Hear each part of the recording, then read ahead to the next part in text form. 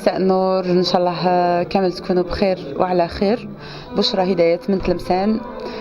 مرحبا بكم كاملين. كيف عمالي وحيدتي بالمشي من الأعوان، كيف عمالي وحيدتي يا ولدي تبغى الشفاء. تعتبر الفنانة بشرى هدايات واحدة من أبرز الأصوات النسائية في الموسيقى الأندلسية والحوزي في الجزائر، حيث استطاعت بصوتها المتميز وموهبتها الفريدة أن تحافظ على التراث الموسيقي العريق لمدينة تلمسان، وأن تبدع في مختلف الألوان الغنائية الجزائرية.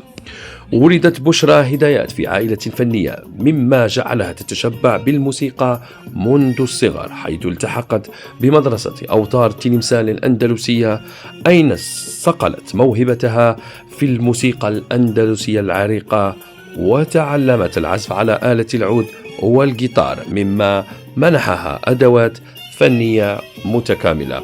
شاركت الفنانة التلمسانية في العديد من المهرجانات الوطنية الخاصة بالحوز والمديح، حيث كانت لها إطلالات مميزة في الأسابيع الثقافية داخل الجزائر، أين أبهرت الجمهور بأدائها المتميز وقدرتها على التنقل بسلاسة بين طبوع الموسيقى المختلفة.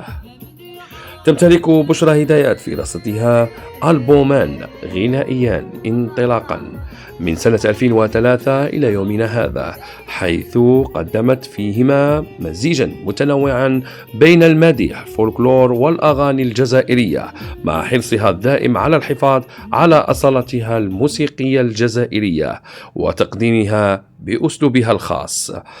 نظرا لمسيرتها الفنية الحافلة، حصدت الفنانة العديد من الجوائز والتكريمات داخل الجزائر، كما كانت ضيفة على عدة برامج تلفزيونية وإذاعية محلية وطنية جزائرية الأصل، حيث تحدثت عن مسيرتها الفنية وشغفها بالحفاظ على التراث الموسيقي الأصيل.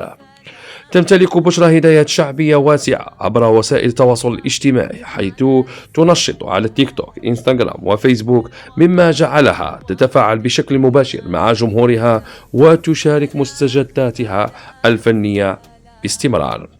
أصدرت الفنانة فيديو كليب خاصا بعنوان السلام للجزائر، والذي قامت بكتابته وتلحينها بنفسها، وهو عمل يجسد حبها الكبير لوطنها الجزائر.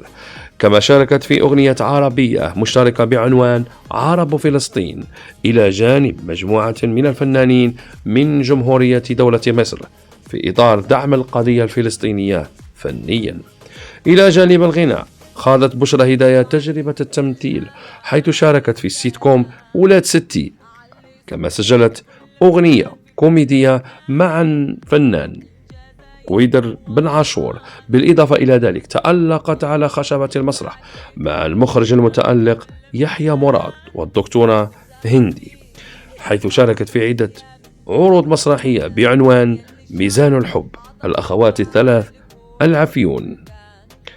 بفضل موهبتها الفريدة وصوتها القوي، استطاعت الفنانة التلمسانية بشرى هدايات أن تثبت نفسها كواحدة من الأسماء البارزة في الساحة الفنية الجزائرية، حيث قدمت أعمالا موسيقية متنوعة وخاضت تجربة ناجحة في المسرح والتمثيل، مما جعلها فنانة متكاملة تبدع في مجالات مختلفة.